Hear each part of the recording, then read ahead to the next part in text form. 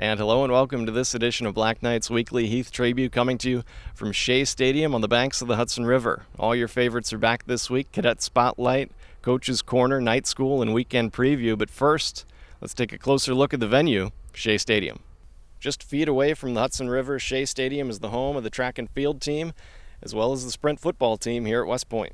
Shea Stadium was named in honor of Richard Shea, a 1952 grad of the U.S. Military Academy. Shea entered West Point in 1948 and served as the cadet captain and recipient of the Army Athletic Association trophy as the top senior athlete. Shea won 16 major intercollegiate middle distance and cross-country championships and set 7 indoor and outdoor academy track records. He also qualified for the 1952 Olympic Games in the 10,000-meter competition. Shea Stadium was officially dedicated in 1952, and in the year 2000 received several updates to the seating area and press box facility.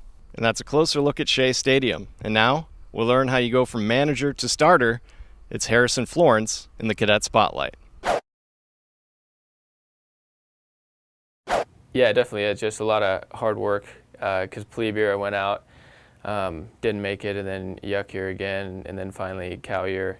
Got the okay or the go to be on the team. So it's just a long road getting there.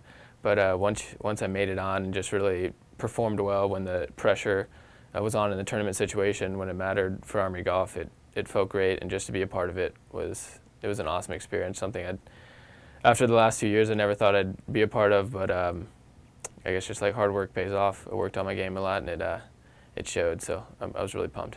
His heart has always been in the game of golf, and we gave him another opportunity to try and walk on this year, and he played 4 rounds of solid golf, and we felt like, at that point it might not have been the best scores we're looking for, but his attitude and what he brought to the team, as a manager, the guys all really enjoyed him, having him around, and so we felt like, well, if we can put him in the position of manager/player, cadet athlete, at least we'd give him an opportunity as manager duties would take precedence over practicing and playing for the first 2 or 3 weeks of the season. And when he did have an opportunity to play, he played well and worked himself into the lineup. Yeah, I mean, it was actually awesome. Just Army-Navy was one of the matches that I kind of circled at the beginning of the year on the schedule. Definitely one of the ones that I wanted to play in. So just being able to compete in that and definitely get 2 victories for the team was awesome. And beating our arch rival always feels good. So it was a lot of fun. I had a lot of fun with the guys, and it was a team effort because it wasn't just me winning my matches. Everybody else pulled it off too. So just doing my part was awesome. Yeah, they do, and I think they looked up to him regardless, as a manager or as a cadet athlete, a core squad athlete, just because of what he does off the golf course. He's a very good student and is a great role model, and I've never seen Harrison in a bad mood, and he's always been able to, like I said, come to practice every day with a good sense of humor as well as a great attitude. I don't know. I like to, be close with the younger guys because they're just coming in. They're new to the whole system. But I haven't really. I've been around the team, but I haven't contributed much. This is my first year actually playing, so I take a backseat to some of the other upperclassmen, like the 2 captains, and let them do more of the leadership or development, I guess, and kind of like lead the team. I just like to take some of the younger guys under my wing, just keep them relaxed, hang out with them outside of golf too, give them something to look forward to instead of, doing their plebe life or yuck studies at the academy, which can be rigorous. So definitely adds something to the roster that we've had, haven't had since I've been here, and that's, he brings a different sense of excitement to the team.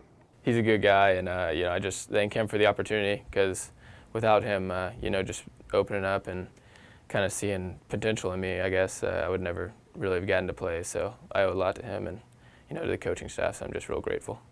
And that's junior on the men's golf team, Harrison Florence. When we come back, Coach's Corner and Night School.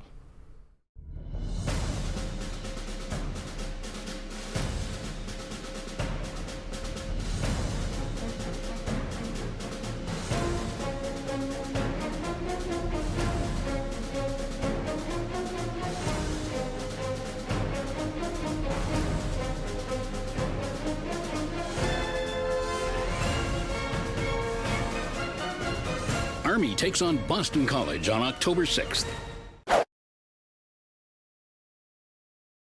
Coming up, Francine Vasquez and Mary Vaquero show us how to set and spike a volleyball. But first, I sit down with the head coach of the women's tennis team here at West Point, Paul Peck.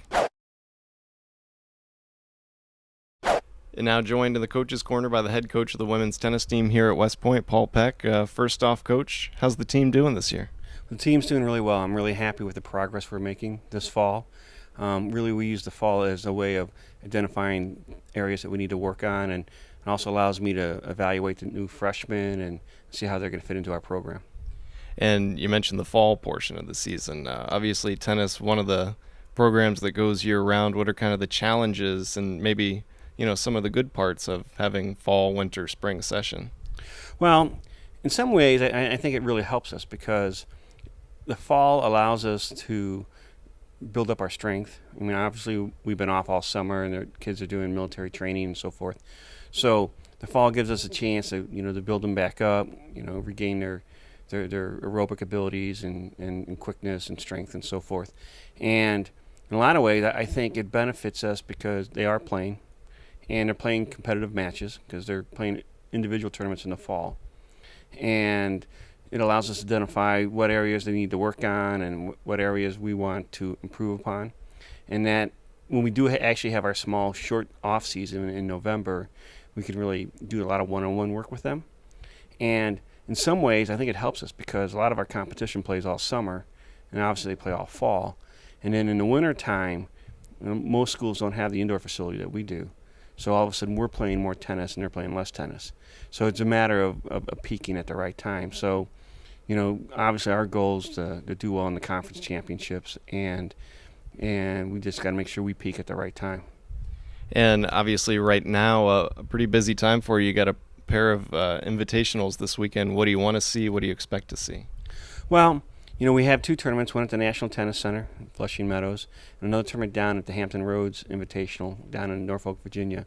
And really, I'm trying to see, or we're working on certain areas. We've been working on improving certain things in practice, and I want to see them be able to apply that into their actual competitions and their matches. And now that we're back in the weight room and working with our strength coaches, our conditioning is starting to come back, our fitness is coming back.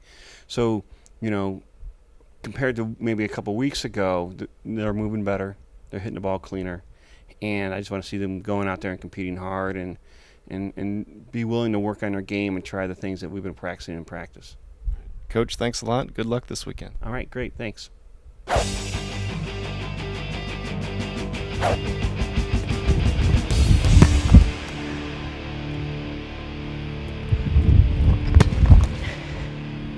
Hi, I'm Francine Vasquez, and this is Mary Vaquero. We're on the Army volleyball team, and we're going to show you today how to set and spike a volleyball. So the first step is to get your feet to the ball and catch the ball with your hands in the shape of the ball. And your hips need to be square to the target. Square. Once you have your hips square to the target, you will release the ball by extending your elbow and wrists and following through to push the ball to the target. Okay, so I've transitioned off the net. I have my power step ready. I'm going to take a small directional step and then finish my approach with 3 faster steps. I'm going to have my arms in the shape of an arrow. I'm going to hit the ball, snap my wrist, and follow through.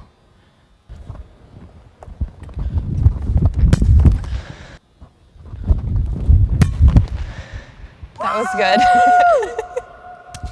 Thanks for watching. If you follow our steps, you should be able to successfully hit and set a volleyball. Hope you can make it down to Gillis Fieldhouse to watch some of our games. Go Army! And that's Francine Vasquez and Mary Vaquero of the women's volleyball team. Coming up, we preview the weekend ahead in Army athletics. This is Scott Swanson, Director of Strength Conditioning at West Point, with our training tip of the week. Remember, consult your doctor before starting any exercise program. These are additional ways you can help restart your exercise habits. First, find a friend. A great workout partner goes a long way in the gym. 2, put an X on your calendar. Fill your calendar up with marks. 3, enjoyment before effort. Find workouts that are fun and exciting. 4, create a ritual. For example, the time of day that you go to the gym. 5, measure your fitness. Push-ups, sit-ups, run times, for example. And finally, habits first, equipment later. Don't spend a lot of money on equipment. Make it a habit to go to the gym. And that is your training tip of the week.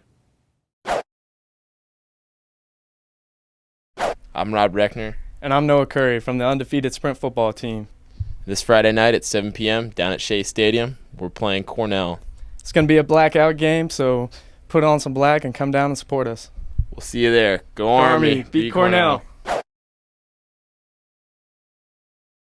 And that sprint football game against Cornell will take place right here at Shea Stadium at 7 p.m. tonight. That and much, much more is going on this weekend in Army athletics. Here's the weekend preview. Men's tennis with a pair of tournaments this weekend. They'll head to the Dartmouth Shootout and then the Yale Shootout. Swimming and diving will start their season. They host Vermont, BC, and Rowan at Crandall Pool at 5 p.m. on Friday. Women's soccer will be on the road for a pair of games, Friday night at Colgate and Sunday afternoon at Bucknell. Here's head coach Fred Thompson.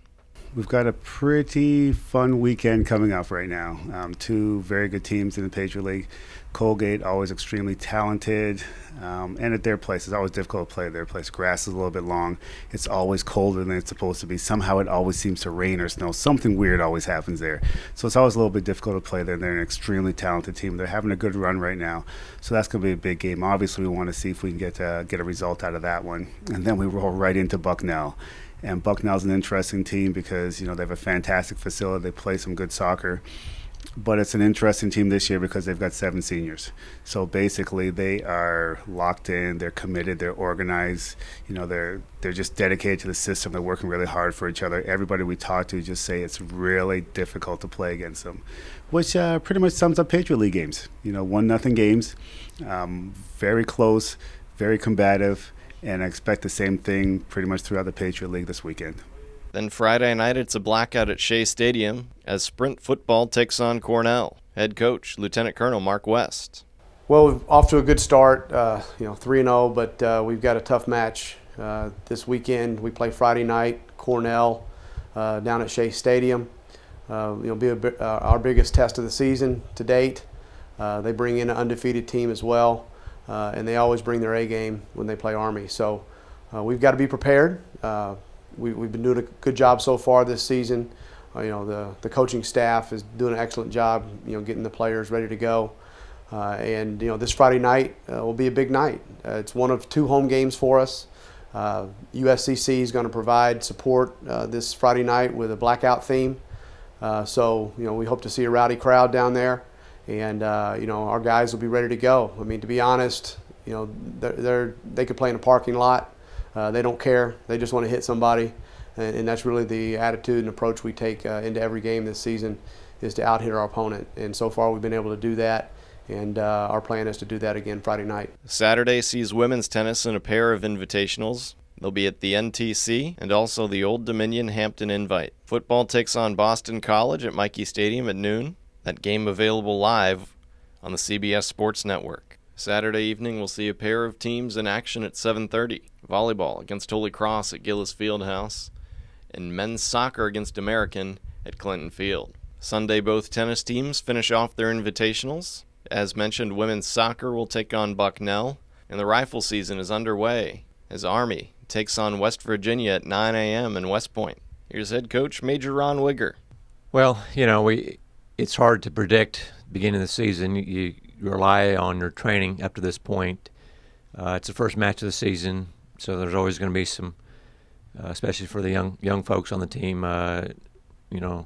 first match jitters. However, our teams in the past have always, for the most part, when we go against the same level of competition or maybe even considered better on paper, we seem to rise to the challenge. West Virginia is a power in our sport. They're ranked 3rd in the country in the preseason rankings. We're ranked 5th, so it would be an upset if we defeated them on Sunday. But there is that possibility. I've been very pleased with the the training, how it's gone so far. We're very strong in small bore, and air rifle is still an area where we're trying to develop, and we're doing some things to try to get stronger in air rifle.